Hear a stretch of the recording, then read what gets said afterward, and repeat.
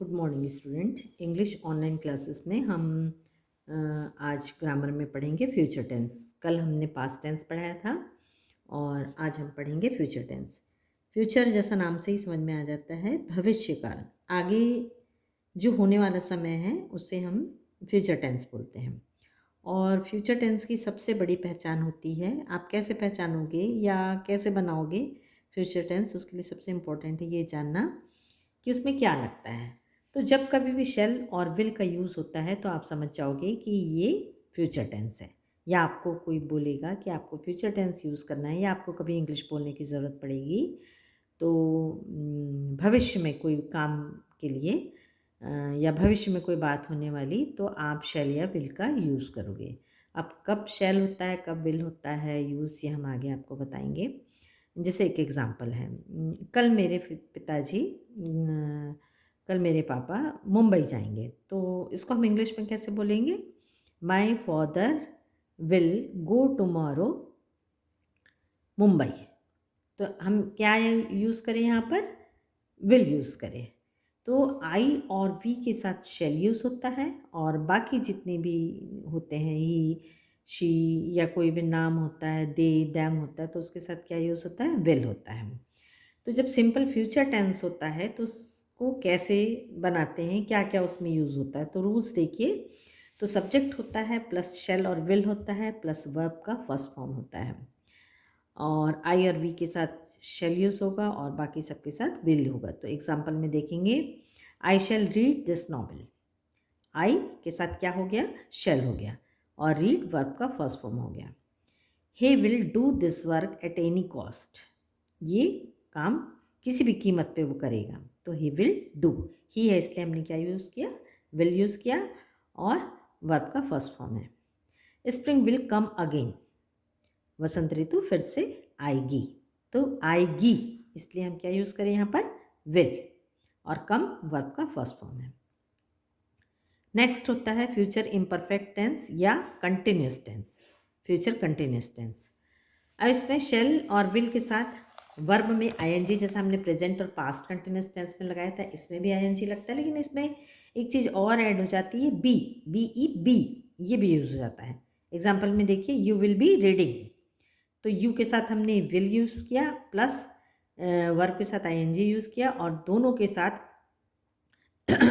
Sorry, future continuous tense है इसलिए हमने क्या यूज़ किया? बी यूज़ किया। I shall be sitting in my room when you कम।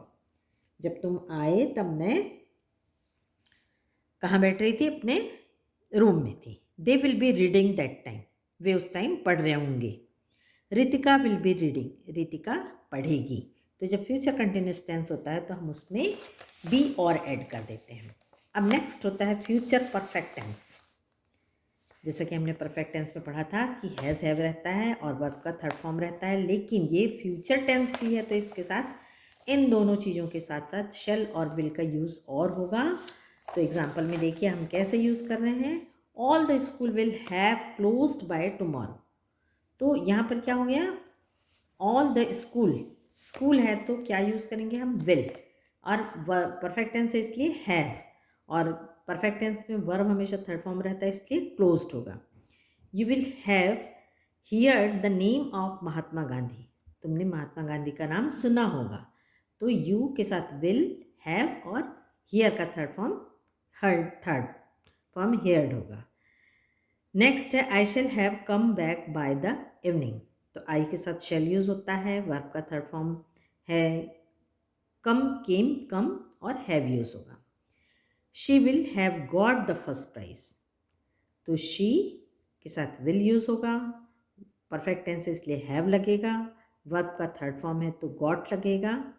तो इस प्रकार क्या बन गया ये? She will have got the first prize. अब लास्ट है फ्यूचर परफेक्ट कंटिन्यूस टेंस। जैसा हमने पहले भी पढ़ा था कि परफेक्ट भी टेंस है, कंटिन्यूस टेंस भी है, इसलिए इसमें क्या लग जाता है? बीन लग जाता है, BEEN, बीन। और शेल विल तो लगेगा ही क्योंकि फ्यूचर टेंस है, परफेक्ट टेंस है इसलिए हमेशा थर्ड फॉर्म लगाते हैं, लेकिन जब ये दोनों एक साथ हो जाते हैं तो आईएनजी लग जाता है। Shall will plus have been plus verb में आईएनजी।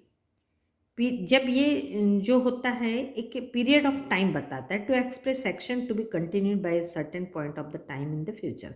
एक एग्जैक्ट टाइम जब बताता है तब हम फ्यूचर परफेक्ट कंटिन्यूस टेंस का यूज़ करते हैं। जैसे कि I shall have been learning English by the end of this year. मैं इंग्लिश कब से सीख रही हूँ?